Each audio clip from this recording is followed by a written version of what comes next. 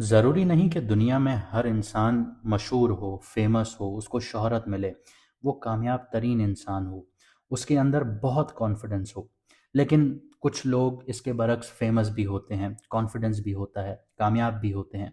और फिर आते हैं वो लोग जो इनके ऊपर होते हैं, वो होते हैं किंग मेकर। और ये लोग दुनिया के बड़े बड़े बादशाहों को भी डायरेक्शंस दे रहे होते हैं। उनके एक फैसले पर हुकूमतें या ताकत के ऐवान हिल जाते हैं, गिर जाते हैं, बन जाते हैं। और कभी कभी किंग मेकर भी अपने गलत फैसलों की वजह से उसका खुमियाजा भुगतते हैं। या फिर यूं कहना भी गलत नहीं है कि वो भी चैलेंजेस फेस करते हैं। बिल्कुल इसी तरह सन आपकी कुंडली का असली किंग मेकर है, आपके जायचे का किंग मेकर है। ये सिर्फ एक प्लैनेट नहीं है, बल्कि आपकी ईगो है, आइडेंटिटी है, अथॉरिटी है, कार्मिक पावर का सेंटर है। हर घर, हर डिग्री और हर नजरात, हर दृष्टि सन का इम्पैक्ट जो है वो मेजर करती है। ये डिफाइन करता है आपकी self confidence, decision making, discipline और कार्मिक रिस्पॉन्सिबिलिटी।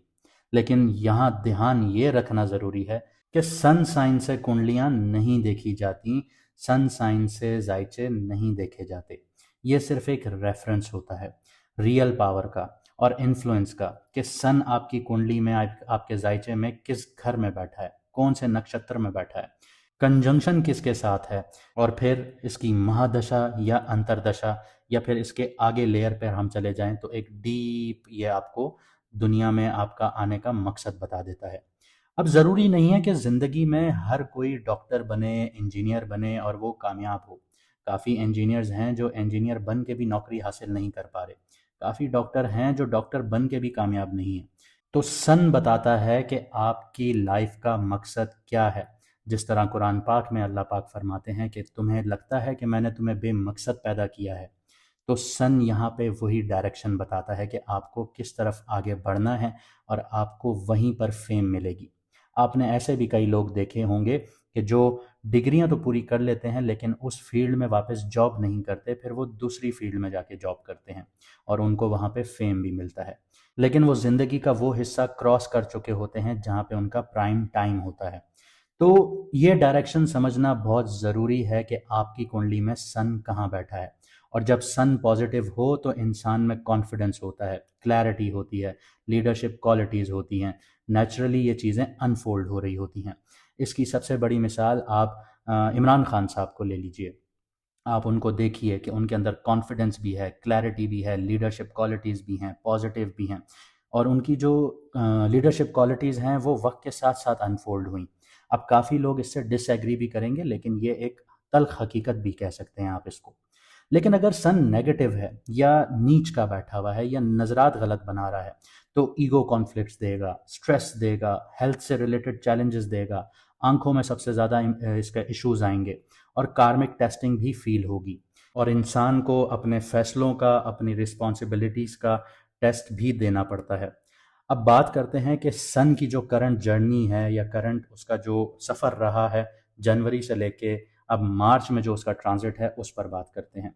तो सन कैप्रिकॉन में एंटर हुआ 13 जनवरी तक और एक्वेरियस तक इसने ट्रांजिट किया। ये दोनों राशियां, दोनों ज़ोडिएक, दोनों बुर्ज जो हैं ये शनि के हैं, सैटर्न के हैं। और सैटर्न सन का दोस्त नहीं है, दुश्मन है। जहाँ सैटर्न का घर था वहाँ आपको डिसिप्लिन, कार्मिक टेस्ट, चेक्स, स्ट्रक्चर्ड चैलेंजेस, ये सारी चीज़ों के सिग्नल मिले। 15 मार्च को सन जा रहा है पाइसिस में।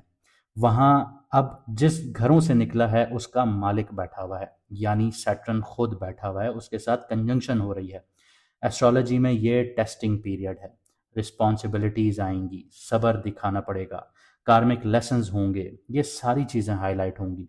इस कंजंक्शन का जो इफेक्ट है ये हर इंसान की दशा और अंतरदशा के कॉन्टेक्स्ट में और भी सिग्निफिकेंट हो जाएगा।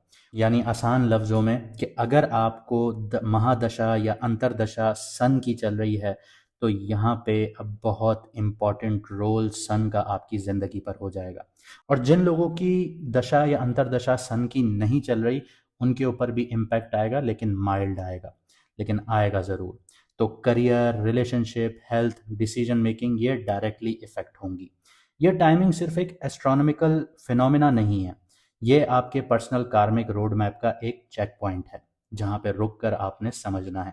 अगर आप चाहते हैं कि सन का एग्जैक्ट इम्पैक्ट आपके चार्ट में डिकोड हो, उसको देखा जाए, उसको समझा जाए कि आपने करियर के फैसले कैसे लेने हैं, आप किस फील्ड में आउटशाइन कर सकते हैं दूसरों को, आपके लिए ज़िंदगी में कौन से रास्ते हमवार हो सकते हैं, कहाँ पे कब कौन से फैसले लेने हैं, तो व्हाट्सएप का नंबर आपकी स्क्रीन पर आ रहा होगा। अपना अपॉइंटमेंट मैसेज करके बुक करवा सकते हैं। लिमिटेड स्टॉक होते हैं, ताकि आपकी कुंडली में पता चले कि किंग मेकर का रोल कहाँ पर प्ले हो रहा है और आप कहाँ पर किंग बन सकते हैं। अब सन जो है वो स्पॉटलाइट में है, और अब आपके डिसीजंस और एक्शंस भी स्पॉटलाइट में रिफ्लेक्ट होंगे। तो अब या तो सन का ट्रांजिट आपको बना देगा या आपको बिखेर देगा। इसके अलावा अगर आप लोग अपना मून साइन नहीं जानते, कि आपको पता चले कि आपने वीडियोस किस ज़ोडिएक से देखनी है, किस बुट से देखनी है, किस राशि से देखनी है, तो आप कमेंट सेक्शन में अपनी ओरिजिनल डेट ऑफ बर्थ लिखें। हमारी टीम आपको आपका मून साइन बता देगी। और अगर आप लोगों ने अभी तक चैनल सब्सक्राइब नहीं किया तो कर लीजिए, क्योंकि बहुत जल्द हम लाइव आएंगे और आप लोग फिर हमसे बात नहीं कर पाएंगे जो लोग सब्सक्राइब नहीं कर रहे, क्योंकि सब्सक्राइब करने के बाद ही आपके पास ऑप्शन खुलेगा कमेंट करने का। तो अब समझते हैं कि आपकी कुंडली का जो ट्रांजिट है, सन जो कर रहा है पाइसिस में, वो आपके ऊपर क्या इम्पैक्ट डाल रहा है। अगर आपका मून साइन या लगना जो है वो कैप्रिकॉन है, यानी मकर राशि है, यानी बुर्ज जद्दी है, तो सन आपके थर्ड हाउस में ट्रांजिट कर चुका है। यानी कम्युनिकेशन, शॉर्ट ट्रैवल्स, आपकी हिम्मत, आपके इनिशिएटिव्स, आपके बहन भाई, आपके पड़ोसी, नेबर्स, आपकी लर्निंग और स्किल्स डेवलपमेंट का घर एक्टिव है।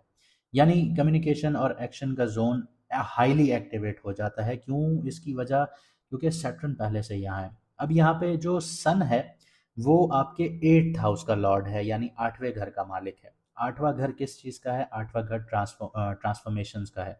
जो आपने पिछले 3 साल में देखी, ज़िंदगी अचानक से 180 डिग्री पलटी होगी। आपके प्लान्स कुछ होंगे, लेकिन ज़िंदगी ने आपको कहीं और लाके खड़ा किया होगा।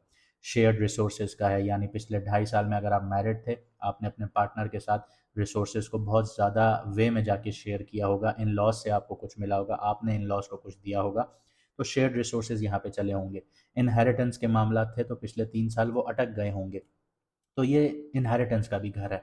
सडन इवेंट्स का घर है, क्राइसिस का घर है। सडन इवेंट्स भी देखे होंगे, क्राइसिस भी देखा होगा, और बहुत शिद्दत से देखा होगा। ये मैंने जुपिटर की सीरीज में बहुत डिटेल में बताया था। इसके अलावा ये ऑकल्ट साइंसेस का घर है, हिडन नॉलेज का घर है, डीप रिसर्च का घर है। तो अब यहाँ पे आपका थर्ड हाउस और आपका 8th हाउस यहाँ पे एक्टिव होते हैं, तो यानी ट्रांसफॉर्मेशन और हिडन मैटर जो हैं वो कम्युनिकेशन और हिम्मत और आपके इनिशिएटिव्स और शॉर्ट जर्नी के थ्रू एक्टिव होंगे। यानी इंटेंस एक्सपीरियंसेस ज़्यादा हाईलाइट होंगे आपके लिए, स्पेशली जो शेयर्ड रिसोर्सेज होंगी या इन्वेस्टमेंट से ज़्यादा रिलेटेड होंगी। सैटर्न जो है वो आपके फर्स्ट हाउस और सेकंड हाउस का लॉर्ड है, यानी कैप्रिकॉन को जो रूल करता है वो सैटर्न करता है। और सैटर्न आपको पिछले 7.5 साल जितना रुला के गया है, इतना सिर्फ कैंसर और टॉरस वालों को रुला के गया है जितना आपको रुला के गया है। क्योंकि टॉरस वालों का तो करियर का घर खराब हो गया था, फैमिली का घर खराब हो गया था, आप लोगों का पैसों का घर खराब हो गया था, आपके दोस्तों का घर खराब हो गया था, नेटवर्क्स का घर खराब हो गया था, आपकी शादीशुदा ज़िंदगी खराब हो गई थी, कुछ लोगों की डाइवोर्स भी हुई होगी, और आप लोगों की कम्युनिकेशन स्टाइल ख़राब हो गया होगा, आपका कॉन्फिडेंस बिल्कुल शटर हो गया होगा, ज़िंदगी जीने का दिल ही नहीं किया होगा। तो सैटर्न किसी के लिए भी लीनियंसी शो नहीं करता। इसीलिए कुरान पाक में अल्लाह ताला फरमाते हैं कि सबके साथ अच्छा करो, जो करोगे वही आप काटोगे, जो बोगे वही आप काटोगे। तो यहाँ पे इस चीज़ को समझना होगा कि अल्लाह ताला ने काफ़ी हिंट्स आपको कुरान पाक में दे दिए हैं एज अ रेमेडी। अगर आप वो नहीं करते, आप कुरान को समझ के नहीं पढ़ते, तो आपकी ज़िंदगी में सिर्फ दुख तकलीफ़ें ही रह जाएंगी। अब पाइसेस में सैटर्न है, यानी थर्ड हाउस में, तो आपका 7.5 का जो फेज़ था वो अब कंप्लीटली ख़त्म हो चुका है। लेकिन फिर भी कुछ लोग मुश्किलात का शिकार हैं। मुश्किलात का शिकार इसलिए हैं क्योंकि अभी कुछ प्लानिटरी पोजीशंस ऐसी हैं जो बहुत डिफ़िकल्टी क्रिएट कर रही हैं। ख़ास तौर पे राहु, मरकरी और मार्स। सन ट्रांजिट कर चुका है, सन सैटर्न के साथ आ चुका है, तो ये महीना फिर भी आपके लिए थोड़ा-सा डिफ़िकल्ट रहेगा। थर्ड हाउस का जो सन है वो यहाँ पे सैटर्न के साथ बैठ के आपको डिसिप्लिन और स्ट्रक्चर्ड अप्रोच लेकर आ रहा है, लेकिन आपके अंदर कॉन्फिडेंस भी जनरेट करेगा। और यहाँ पर जो कॉन्फिडेंस पिछले 7 सालों में ख़त्म हो चुका था वो एक नई शुरुआत के साथ आगे बढ़ना शुरू होगा, बनना शुरू होगा।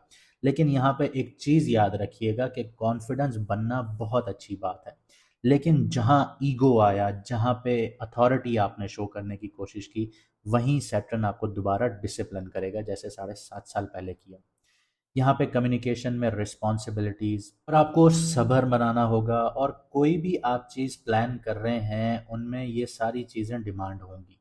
यानी कम्युनिकेशन भी डिमांड होगी, रिस्पॉन्सिबिलिटीज़ भी डिमांड होंगी, आपका सब्र भी डिमांड होगा। तो यानी अगर आप कोई डील कर रहे हैं तो उसमें आप लोगों ने बहुत जल्दबाजी शो नहीं करनी, एक इम्पल्सिवनेस शो नहीं करनी। यहाँ पे सन और सैटर्न की सातवीं एस्पेक्ट भी पड़ती है। सातवीं एस्पेक्ट कहाँ पड़ती है? सातवीं एस्पेक्ट आपके नाइन्थ हाउस पर पड़ती है। नाइन्थ हाउस किस चीज़ का घर है? नाइन्थ हाउस आपकी किस्मत का घर है, आपके फॉर्च्यून का घर है, हायर नॉलेज का घर है, लॉन्ग डिस्टेंस ट्रैवल का घर है, धर्मा का घर है। यानी जो आप अ, काम करते हैं, जो आप रिलीजियस एक्टिविटीज़ करते हैं, सदका खैरात करते हैं, लोगों के साथ अच्छा बिहेव रखते हैं, तो ये आपके नाइन्थ हाउस है। स्पिरिचुअल बिलीव्स का घर है आपके, साथ ही साथ आपके मेंटोर्स का घर है, आपके गुरुओं का घर है, और आपके फादरली फिगर का घर है। फादरली फिगर में एक तो आपके फादर हैं, और उसके अलावा वो शख्स है जो आपके घर की ब्रेड विन करता है, यानी रोटी वहाँ कमा के देता है, आपको आटा डाल के देता है, या आप खुद आटा कमाते हैं, तो वो आपके घर का फादरली फिगर है जिसको सारे मानते हैं। ये नहीं है कि अगर आप काम कर रहे हैं तो आप भी घर में पैसे दे रहे हैं और फादर बैठे हैं तो आप अपने आप को फादर कहें, नहीं। आपके घर में एक बड़ी ऐसी प्रोमिनेंट पर्सनालिटी है जो फादर के अलावा भी है, या फादर नहीं है जिन लोगों के, उनके लिए ये बात कर रहा हूँ, लेकिन जिनके फादर हैं उनके लिए फादर ही फादरली फिगर हैं। तो यहाँ पर एक चीज़ ये है, एट्थ हाउस का मालिक जो है वो आपके थर्ड हाउस में बैठा है, नाइन्थ घर को एक्टिव कर रहा है, यानी क्राइसिस और ट्रांसफॉर्मेशंस दोनों होंगी। लेकिन घबराना नहीं है, यहाँ पर कम्युनिकेशन बहुत अच्छी रखनी है। छोटे छोटे ट्रैवलिंग आप लोगों ने करनी है अगर आप लोग अपने करियर को स्टेबल करना चाहते हैं या अपनी लाइफ को अपलिफ्ट करना चाहते हैं। अपने काम से रिलेटेड आपने शॉर्ट जर्नी करनी है। अब शॉर्ट जर्नी क्या है? छोटी मोटी ट्रैवलिंग जिसको कहा जाता है, एक शहर से दूसरे शहर चले गए, या एक मतलब आप समझ लें 30 किलोमीटर के रेडियस से आउट हो गए, तो ये आपकी शॉर्ट जर्नी है। तो यहाँ से आप जब बाहर जाएंगे, अपने काम को ढूंढेंगे, तो वहाँ पे आपको इसका फल मिलेगा। यहाँ पर एक चीज़ याद रखिएगा कि जब आप अपने काम को ढूंढने जाएं तो डीप रिसर्च करके जाइएगा, क्योंकि एट्थ हाउस का मालिक है सन, और वो आपके थर्ड हाउस में है। जिसकी डीप रिसर्च होगी अपना काम हासिल करने के लिए, उसको काम मिलेगा। यहाँ पे आपकी किस्मत एक्टिवेट हो जाएगी, लर्निंग अपॉर्चुनिटीज़ मिलेंगी, और आपको काम से रिलेटेड भी अपॉर्चुनिटीज़ मिलेंगी, फॉरेन से क्लाइंट्स भी मिलेंगे, लेकिन शर्त यह है कि रिसर्च प्रॉपर होनी चाहिए। तो डिसीजन जो हैं वो ज़्यादा स्ट्रैटेजिक और कैलकुलेटेड होने चाहिए आपके, तो ये आपके लिए लक जो है वो यहाँ पे एक दरवाज़ा खोल देगी। अब तीसरा घर जो एक्टिवेट हो रहा है, ये आइडियाज़ को लॉजिकली एक्सप्रेस करना यहाँ पर बहुत ज़रूरी है आप लोगों के लिए। बिना लॉजिक के आप अगर बहसबाजी करेंगे तो सैटर्न फिर आपको डिसिप्लिन करेगा। छोटी मोटी ट्रैवलिंग कीजिए, और ट्रैवल में एहतियात के साथ आप लोगों ने रहना है। ये ना हो कि आप बेफिक्री में रोड पार करना शुरू हो गए, आप लोग इधर उधर जाना शुरू हो गए। फजूल की ट्रैवलिंग नहीं करनी, काम से रिलेटेड ट्रैवलिंग करनी है। यहाँ पे एक और चीज़ मैं आपको बताता चलूँ कि इस टाइम पीरियड में आपकी हिम्मत, और आप कितने श्योर हैं कि आप किसी भी चीज़ के लिए इनिशिएटिव्स ले सकते हैं, इस चीज़ का भी टेस्ट होगा आपका। क्योंकि सन जो है वो एट्थ हाउस का मालिक है, थर्ड हाउस में बैठा है, और थर्ड हाउस जो है वो आपकी हिम्मत है।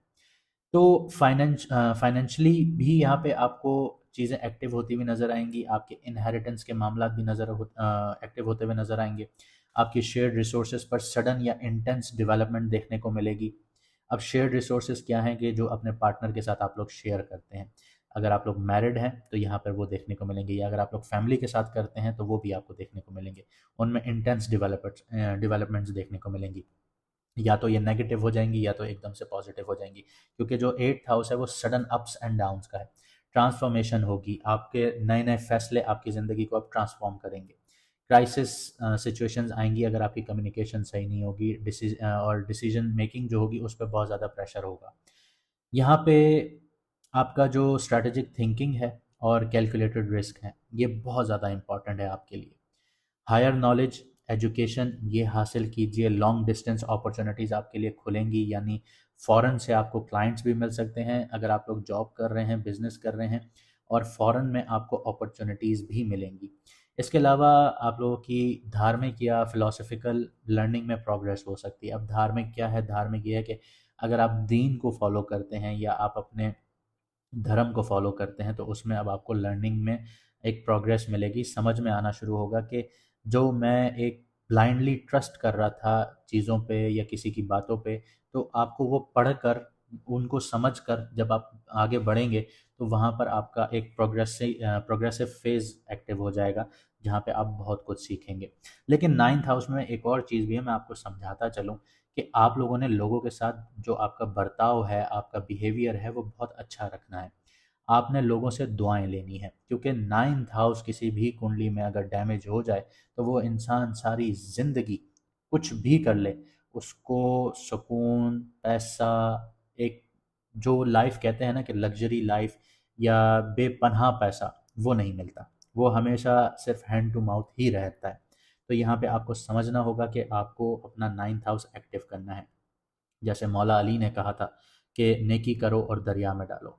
किसी से उम्मीद मत लगाओ, आपने भी नेकी करनी है और दरिया में डालना है।